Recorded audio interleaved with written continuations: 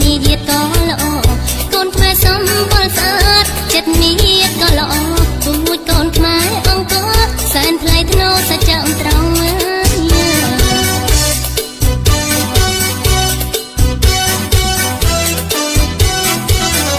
ដីខ្មែរតូចពិតតែគួរឲ្យស្រឡាញ់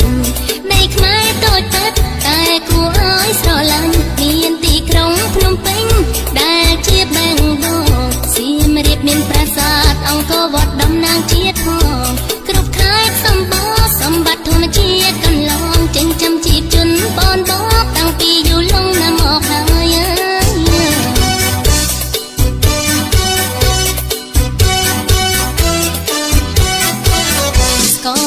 ក្រអូបឈ្ងុយមាននៅកំពង់ស្ពឺស្ករត្នោតក្រអូបឈ្ងុយនៅកំពង់ស្ពឺបាត់ដំបងល្បីរន្ទើអង្គឆ្ងាញ់ស្រូវថ្មីពោសត្វតាកៅព្រៃវែងស្វាយរៀងមិនណយអី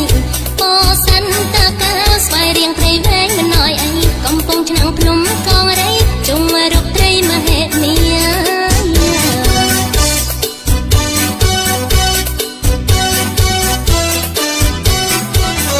កំពង់សោមកំពតមាត់សមុទ្រជួបជុំកំពង់សោមកំពតមាត់សមុទ្រជួបជុំឆ្នេរកែបបូកគោគិរីរម្យកងស្រស់សោភីកំពង់ធំនាំផ្លូវទៅដល់ខេត្តព្រះវិហារកំពង់ធំនាំផ្លូវទៅដល់ខេត្តព្រះវិហារមានប្រាសាទល្បីខ្ទោខ្ទាលើលោកកាទទួលស្គាល់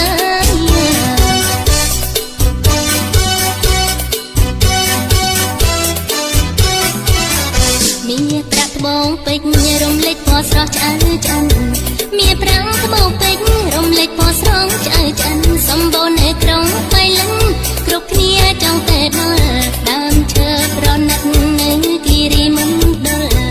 រតនគិរីសម្បូរឈើថ្នាំនៅភពផលទេសភាពត្រកានីមើលបើបានយល់ចិត្តរីករាយ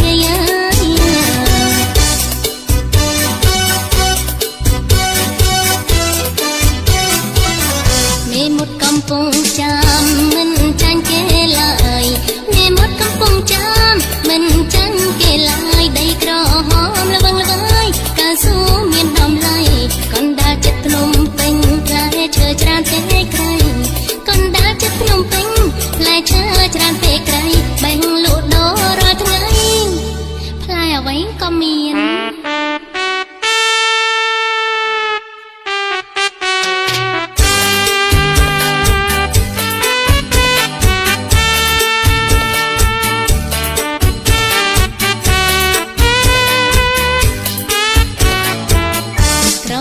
ស្ទឹងត្រែងកន្លែងសម្បូរសត្វត្រីក្រចេញស្ទឹងត្រែងសម្បូរដើមឈើនិងសត្វត្រីបើបែកដដមានជ័យរិទ្ធតែអង្គចាបន្ទីមានជ័យតែឋានសីមាទឹកដីកម្ពុជាមិនថាទីណាណាអាចត្រសិតទៅនាមថាសវណ្ណបុរីដីប្រណិតណា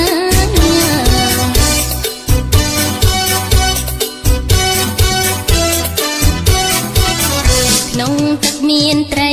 ក្នុងដីមានរ៉ែក្នុងទឹកមានត្រីក្នុងដីមានរ៉ែឥតមានខ្វាំងចន្លប់ទេដីខ្មែរល្អពិតយើងនាំគ្នារក្សាឲ្យអស់ពីកាយចិត្តនាំគ្នារក្សាឲ្យអស់ពីកាយចិត្តកម្ពុជាយើងមូលមិត្តញាតឆ្ងាយចិត្តអង្វែង